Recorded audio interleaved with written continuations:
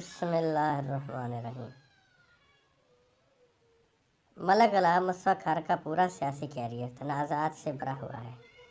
ये वो हकीकत है जिससे कोई इनकार नहीं कर सकता। 1970 के इंतखाबात में पाकिस्तान पीपल पार्टी ने मगरबी पाकिस्तान में अक्सरियत हासिल कर ली।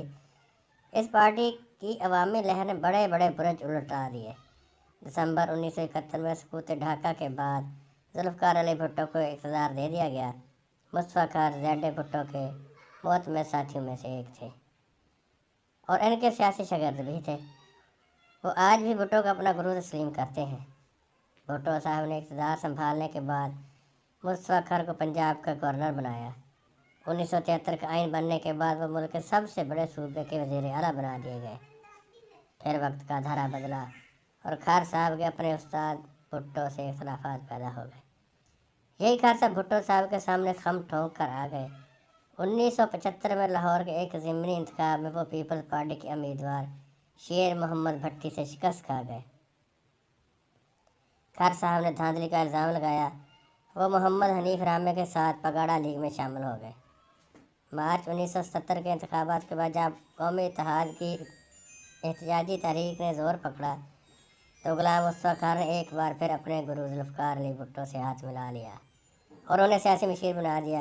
इस पर कौमी इत्तेहाद में खलबली मच गई, लेकिन चंद रोज़ बाद जनरल मोहम्मद ज़िया-उल हक़ ने मार्शल नाफिज कर दिया और तमाम सियासी रहनुमाओं को हिफाज़ती हिरासत में ले लिया गया।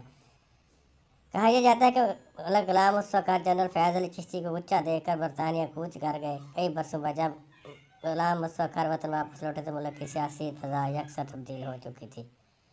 1988 के इंतखाबात में उन्होंने पीपल्स पार्टी में दोबारा शमूलियत की बहुत कोशिश की, लेकिन बेगम नुसरत भुट्टो और बेनज़ीर भुट्टो ने कबूल नहीं किया। इस वक्त जहांगीर बदर PPP पंजाब के सदर थे और इनका ग्रुप बहुत मुस्तहकम था। जहांगीर बदर मुस्तफ़ा खार को भगोड़ा कहते थे। सदारत संभाल लें। जहांगीर बदर ये समझते थे कि उन्होंने पार्टी के लिए बेशबहा कुर्बानियाँ दी हैं और पंजाब PPP की सदारत पर भी उनका हक है। इसी इसना में फ़खर ज़मान को पंजाब PPP का सदर बना दिया गया। पंजाब में मियां मोहम्मद नवाज शरीफ अपनी हुकूमत बना चुके थे और उनका मुकाबला करने के लिए PPP को बहरहाल मुस्तफ़ा खार जैसे रहनुमा की ज़रूरत थी। खार ने अपनी पार्टी NPP को PPP में ज़म कर दिया और वो भुट्टो खानदान का एतमाद जीतने में पूरी तरह कामयाब हो गए। लेकिन जब अगस्त 1990 में इस वक्त सदर गुलाम इसहाक़ खान ने PPP की हुकूमत पर बर्खास्त की तो मुस्तफ़ा खार इससे कुछ अर्सा पहले बेनज़ीर भुट्टो के खिलाफ बयान दे चुके थे और लग रहा था कि खार साहब का नादीदा कूतों से मामला हो चुका है। 1993 में PPP की हुकूमत दोबारा कायम हुई तो गुलाम मुस्तफ़ा खार को एक बार फिर अपनी पार्टी के मुमताज़ मरकज़ी रहनुमा की हैसियत से सामने आ गए। 1992 में भुट्टो लवर्स काउंसिल के चेयरमैन ज़ेड ज़ैदी मरहूम के घर में एक तकरीब के दौरान बेगम नुसरत भुट्टो ने मुस्तफ़ा खार के बारे में कहा था कि इनका क्या है, वो तो आते जाते रहते हैं। नवंबर 1996 में सदर फारूक लगारी ने जब अपनी ही पार्टी की हुकूमत ख़त्म कर दी तो मुस्तफ़ा खार एक बार फिर गोशा गुमनामी में चले गए। इसके बाद से अब तक वो इसी गुमनामी के सहारा में भटक रहे हैं। गुलाम मुस्तफ़ा खार को 2 मरतबा बहुत शोहरत मिली।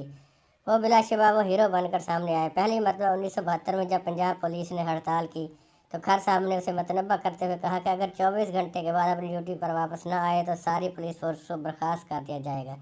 ये धमकी कारगर साबित हुई और पुलिस वाले अपनी ड्यूटी पर वापस आ गए। गालबन इसके बाद ही इन्हें शेर पंजाब का खिताब दिया गया। इनकी दूसरी वजह शोहरत इनकी शादियाँ थीं। बहरहाल ये तो इनका निजी मामला था।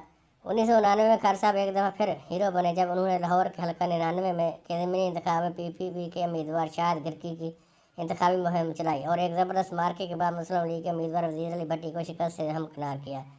इस वक्त ऐसा लग रहा था कि पंजाब में मियां मोहम्मद नवाज शरीफ की वज़ारत आला चंद दिनों के बाद किस्सा पारीना बन जाएगी, लेकिन मुस्तफ़ा खार ने यह मौका भी गंवा दिया और वह एक बार फिर अपनी पार्टी से बेवफाई के मुर्तकब हुए।